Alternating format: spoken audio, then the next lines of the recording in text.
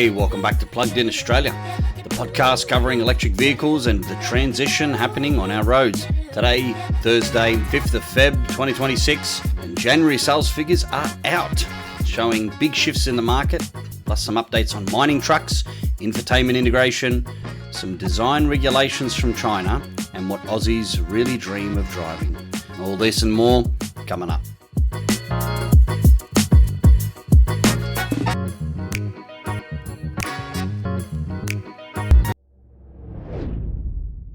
Alright, the coveted VFACTS are out for January, and the data shows the Australian new car market grew modestly year on year, with electrified vehicles continuing some strong gains.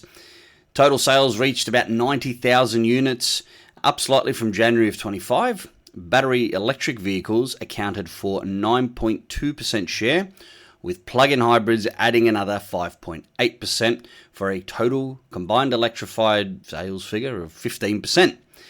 BYD led the charge with massive surge, delivering 4,156 vehicles, up over 200% from January last year, making it the top-selling EV brand and fifth overall behind Toyota, Ford, Mazda, and then Kia.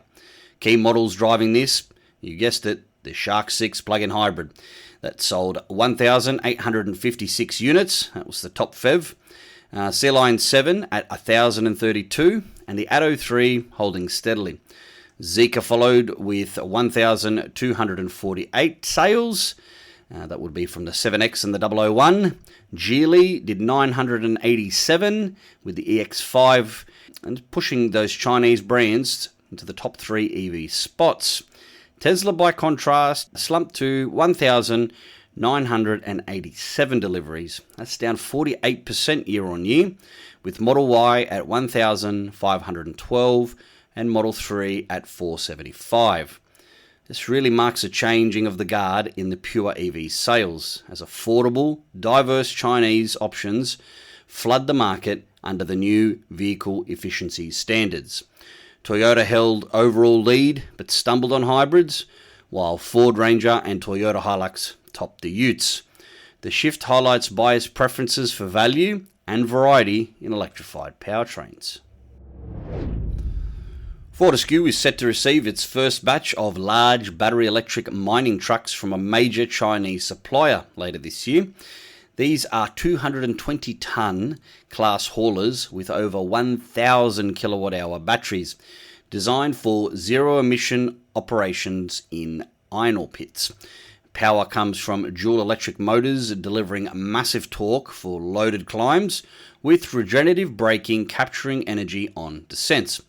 Fast charging infrastructure at sites will support quick top-ups during shifts, and this allows Fortescue's aggressive decarbonisation targets, replacing diesel fleets that burn millions of litres annually.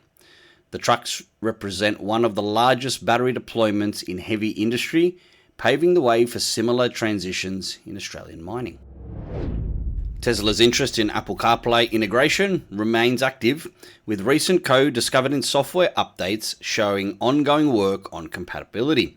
While no official timeline, hints point to potential support for wireless CarPlay and Android Auto in future over-the-air updates. This would address a long-standing request from owners wanting seamless iPhone mirroring for navigation, music, and messages on Tesla's large screens, without replacing the native interface. Current Tesla infotainment is powerful, but lacks full app ecosystem access for some users. And I know a lot of Tesla owners, their big complaint is they can't use Waze. And so they end up putting their phone on a holder, usually attached to the screen, and it's kind of wrecks with the whole minimalistic design that they've got going in there. But anyway, if implemented, it could boost appeal in markets like Australia, where CarPlay adoption is high. A new discussion paper highlights opportunities for an Australian-made EV and battery industry, but questions if current policy fully supports it. With global shifts to electrification, local manufacturing could create jobs in mining, refining, assembly, and recycling, leveraging our resources like lithium and nickel.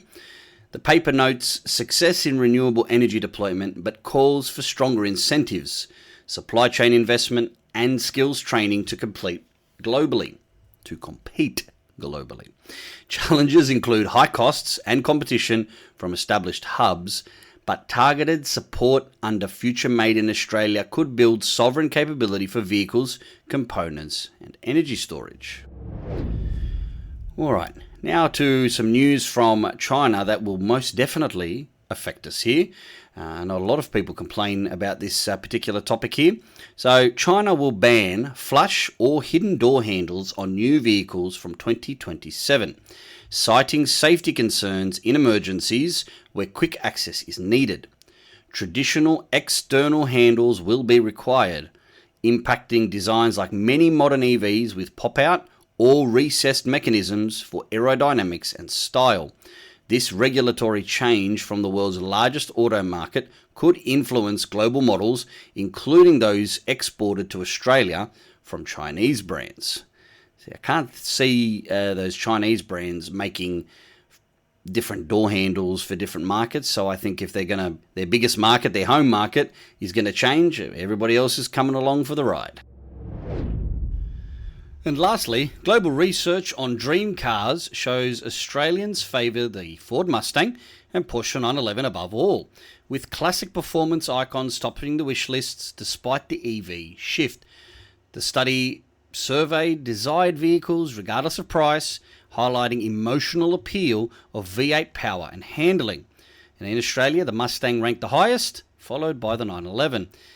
Contrast, though, the practical sales dominated by utes and SUVs. This reveals a gap between aspiration and reality as electrification grows. Sounds like that matches a lot of other things in life, the gap between aspiration and reality, but it's good to aspire. Speaking of aspiring, we really hope that you'll like and subscribe to this podcast here. We're still new.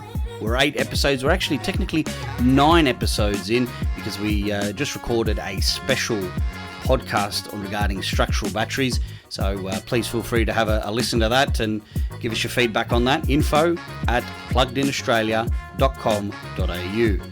And until the next time we meet, stay plugged in, stay charged. Ci vediamo.